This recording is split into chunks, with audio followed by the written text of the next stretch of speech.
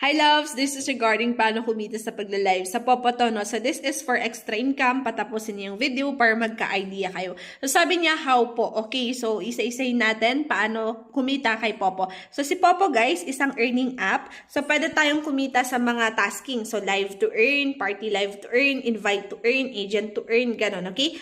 And then of course, dito points yung iipunin. Ayan, ito siya. Points yung iipunin natin para makapag-withdraw tayo. So, yun yung mga requirements. So, saan tayo mag-earn ng points? So, dito, ito, solo live. Sa solo live, sa party live, dyan tayo nag-earn ng mga points. And then, sa pag-i-invite and invite. And then, sa pagiging agent. And of course, pag may pa-activity si Popo, papakita dito sa rewards, pwede kayong sumali doon, nagbibigay siya ng mga points. So, dyan nanggagaling yung mga points. And of course, kapag nasa agency kita, pwede kang mag-claim ng mga pa-free gifts ko, madadagdagan yung points niya dito, okay? Ayan, points yung nawi-withdraw guys ha. Pag